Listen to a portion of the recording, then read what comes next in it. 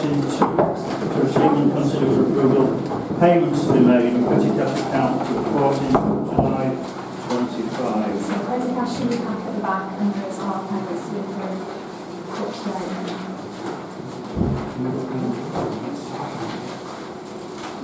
Just have a minute to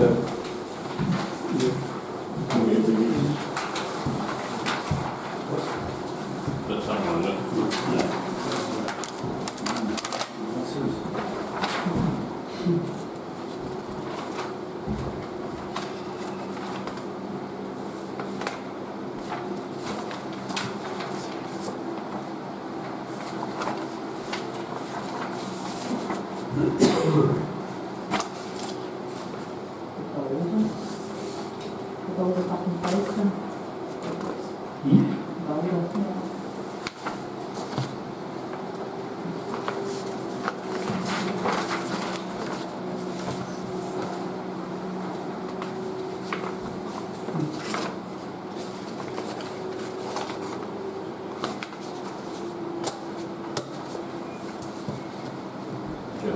What's one HEA? One HEA. Annual maths. Payments made already approved. One HEA. Annual membership. It will be one of our subscriptions. I can't think right now what the abbreviation stands for. Yorkshire something probably. Yorkshire Security Association. I think it's our employment one. I can't think off the top of my head what the Just interested in one of the things. It's not like the YMCA. I'll email them. I'll email council. It's fine. No, I'm curious now as well. Are there any questions on this last sheet of expenditure payments? So today Newcastle working well. Sorry? It's the Newcastle working well. Much better than the old one. It's the Nick anymore, but it can't work.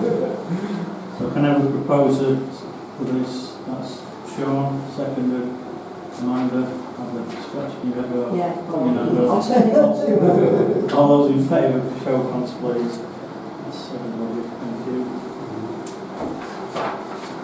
So 41.3 is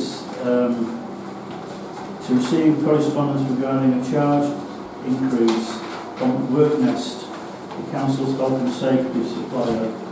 I think it's an increase of, is it 6%? I thought it was funny that the guy who signed the letter was called Spanner. There was a spanner in the work nest. I'm sure he's heard that too. No, not predictable. There you go. That is a contract that we are tied into anyway, so it's just basically to inform people that's going to apply 6%. And obviously at the end of the term, when it comes to renewal, we'll have another look at that we do with the contracts. Okay. 41.4 is to receive correspondence regarding the Council's CCLA property fund accounts. Which you've got up there in 41.4.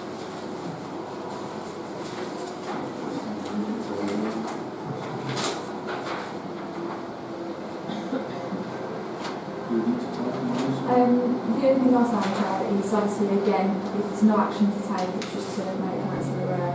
And we are overdue anything to do our review of our investment, so that's one of our summer jobs in August, so my aim is to get the review of that back in September anyway, so if we do want to make any changes from September and switching our investments around, there's an opportunity to do that from September onwards.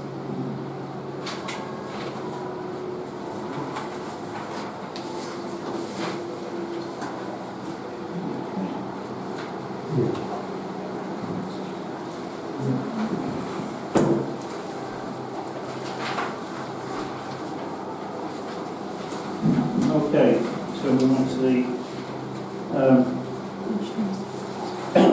committee meeting minutes. 42 want to receive the minutes of the Village Amenities Committee. Sorry, Chair, we just move on.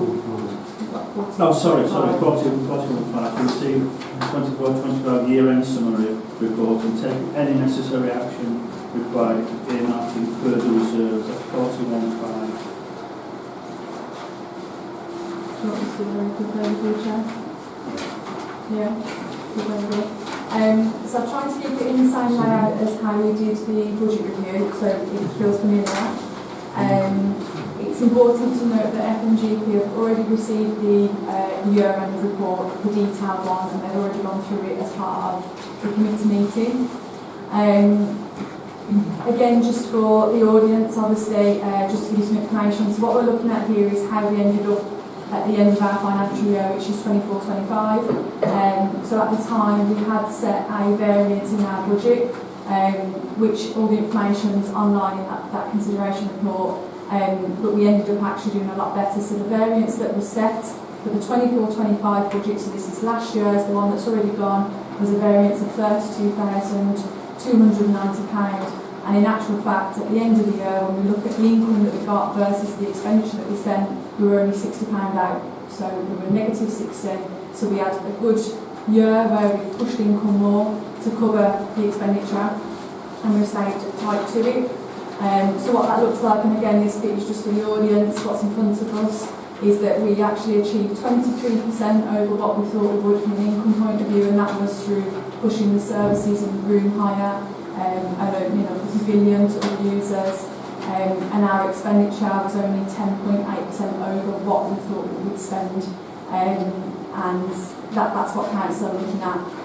So that gives obviously an overview for the audience. And then for the committee, for the council, I gave you a bit of an overview as to where the overspends were and where the savings were. So the big ticket savings were Christmas lights as we pushed back on it. The by-election fees, we obviously weren't charging the by-election fees. The chair's not spent his allowance, and we had managed through supplier management of the events, things like the stage not being right for Gala 2024. We've got some credits and things like that. So we've been, robust in our approach with suppliers. We have done well as well with our grants and funding. As a council, we're quite new to this side of things, and as a new clerk, that's something that I've been trying to push forward. So again, I just gave an overview that in 24-25, we received over £35,000 into the parish council through a combination of grants and donations. That's extra money that we've had in. That was spent on the all-inclusive play equipment at Bridge. It went towards the roof on this building so that we didn't have to have the full cost of the roof. And then we've had some donations that have not been spent yet for a memorial bench and a defib unit at the new community centre when that comes on board. And then so far this year, we've already received in funding a further 13,962, so we're off to a good start there. So that was just to give you a taste of what we've been doing from an office point of view. And then as part of this agenda item, we said we would look at if council did want to make any more earmarked reserves to the ones that we've already got. So I've just popped in what we discussed back in January so you can see that, and how much is classed as general reserve, so not money that's been already allocated to be spent somewhere else, not an earmarked reserve, just purely if we wanted to spend extra money outside of the budget, how much have we got from our general reserves that we could possibly use this year, and that figure is at £16,240.55. So that's where we're at, and it's, as you can see from what we estimated in January, we're not far off that, so we're tracking our finances well, in my opinion. So thank you for that, Jim. And that's brilliant. I think the office staff spend a lot of time going through the fine details of the budget, and we've done really well with the grants and the extra funding. And the fact that we are in an audit best practice status for how we managed our reserves for 25-26 shows how efficient we've been, especially in the light of the way prices have gone up in generally for, and obviously lots of bigger councils going bankrupt, so we're sort of doing really well with what we've got. So thank you for that. Thanks to the office staff for really keeping up with this. Okay. Have you got any questions or contributions? Just for clarification, to make sure I'm reading it right. So we've got 16,240 for new earmarking. Does that go tie in with the green bit? No, so Right. anything that was below that line, that was ideas that came in January, but at the time we were a little bit too far away from the event to know exactly where we were at. So if we did want to do some earmarking this evening, those are the previous ideas. So the green ones were where we'd already sort of got some costings together. The Ackworth Parish one, the 10,000 has carried over, so that's excluded from the 16,000 because we have carried that over to 2025. So if council did want to use any of the green ones to set some earmarking or further explore some of the ones that we've not costed up yet, or there's an agenda item later on to do with the playground, you might consider using some of that for that. Crucially, I think that the thing that I need to say is you don't have to take any action on this.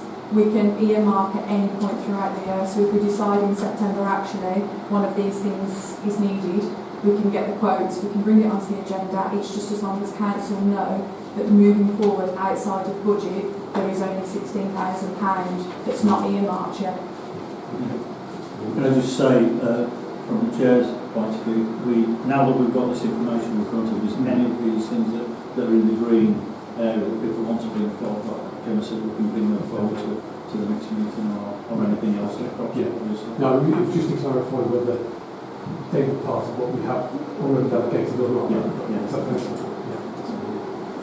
Anything else, Sarah? Can I ask that we minute, see what we're going to be, some excellent management of the budget through this year, because quite honestly, when we set the budget 2024 to 5 budget, I certainly was quite concerned about how we get through the year and what the situation would be like. And while councillors see the budget figures and review them and approve the budget, summaries, it's Gemma and Kyla's work really that manages it all and keeps us all in order. So I would like us to record formally on the minutes our appreciation of the great work they've done through this year. Thank you, and I'll share it. Okay, thank you for that. So now it's committee meeting minutes. Village Minutes Committee is the first one, 42 and 1.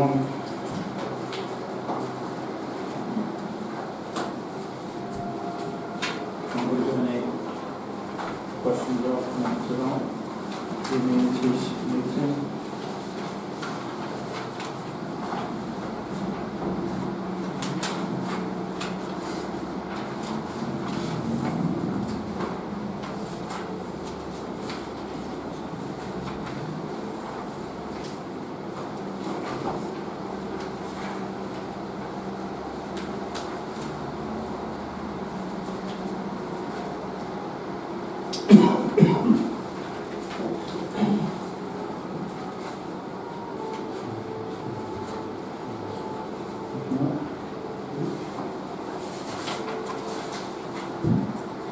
Just a bit little questions that obviously I'm not on this committee, but the Ackworth Sports Club problem, is that going to involve representatives from the sports clubs and councillors? That's the external, that's obviously explaining in parallel to the meeting.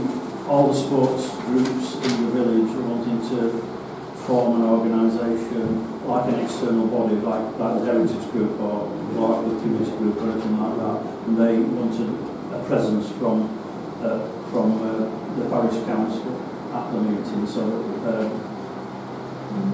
it's an agenda item later on, so we'll go to that. Okay, can we propose for Amanda proposing second? Sarah, all those in favour? The next one is finance and general purposes. Meeting held on the same night.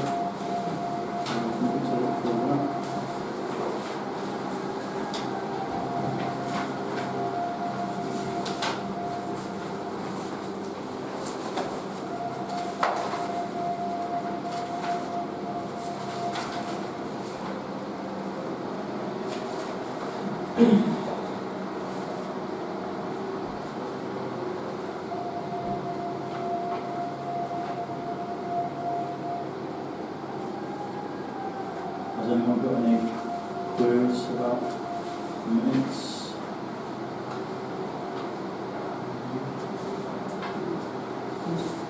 Very impressed by 8.1. Yeah. Okay, can I have a proposal? So please. Amanda, second. Show of hands. Second, thank you. Last but not least, the environment and road safety and planning committee. Excuse me, held on the 23rd of June.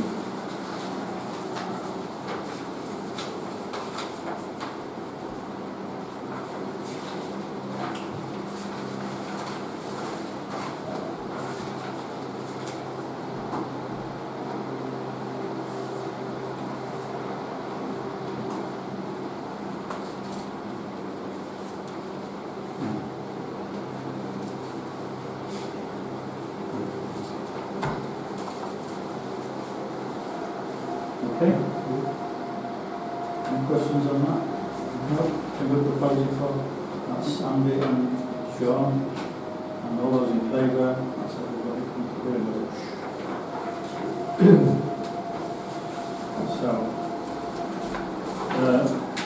43 to consider a response to the planning authority on the following planning applications.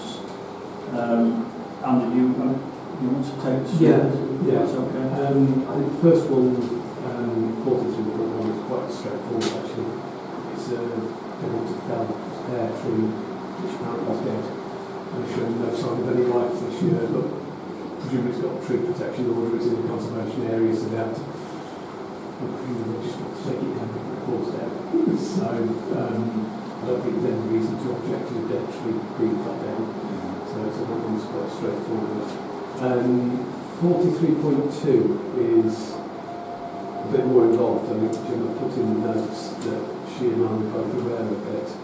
I think I might say that the resident contacted you about it specifically. Yeah, he actually, Sharon, he contacted Sharon. Oh, yourself, sorry, yeah. Sharon's on holiday. Yeah, sorry, yeah. And I went out to see the trees, so I'm happy to give an overview if you want. Well, I can as well, because I know him purely because I walk past there nearly every day when I go for a walk in the morning, and I chat to him occasionally, but more particularly, what started his reasoning for the application. It's a real shame in many ways. There's a line of, if you can't go up Flames Hill, through Andrews Grove onto Holly Bank, there's a line of really big pine trees that I think must have lined the path to Flames Institute. And they're fantastic old pine trees, but they're enormous. And a couple of months ago, this resident heard a noise, still night, nothing, no rain, nothing. Heard a really big noise, 5 o'clock in the morning or so. Thought there'd been an accident outside his house, opened it, looked at the curtains, couldn't see anything. Until he went downstairs a couple of hours later, tried to open his back door, couldn't get out because one of the branches had fallen off the tree. Gone through his carport, and fortunately, it damaged the brick archway, but fortunately it damaged the house. But it's right besides, between his house and next door is the snippet between Flanders Hill and Andrews Grove, which is used quite heavily by people. And so it was lucky it was 5 in the morning, because it's one of those things. So he's had it all cleared up from that. But was really concerned because that was the middle one of 3 trees. A sycamore tree is near Flames Hill, then that tree, and then there's another one that's got quite a lean on it, and all of the branches are overhanging the house next door and the path. So he's really concerned about that. And I know as well that over the winter, when the weather was bad, there were about 5 or 6 branches came off the equivalent trees around Andrews Grove in different trees. So sadly it seems they may be reaching the limits of their lives, those trees. And the resident is very concerned that somebody's going to get hurt if this tree's come down. So he's had all the actually printed out in report. He's had all the proper reports done, and the recommendation, the tree that lost the branch is to actually have that one taken out altogether for it, and trim the tree that's overhanging the neighbour, particularly in the path, and also trim back the sycamore because that's kind of in the way of the others as well. So if anything happened, that could come down too. So I think particularly because obviously danger of people in houses, but particularly on the footpath. They're very long branches. Just like say, Chair, can I just add, when we talk branches, it's almost like, and the trees growing up, they're huge. Absolutely I was looking at this morning, I reckon some of the branch that we came off, I didn't see it, I didn't go past while it was allowed, but it must be a good 12-18 inch diameter. Yeah. And these are 40-50 foot. These are They're some of the original trees. Yeah, they're fantastic trees. I propose that we should support county nurseries within respect. Yeah. As a parish council. Because I've seen these trees. They are dangerous. Yeah. I'm hearing what you're saying, sympathetic to the situation, but I always feel in these situations, I'm not an expert, and if people around the village take down any tree that might be in danger of hitting somebody or something, they'd be hardly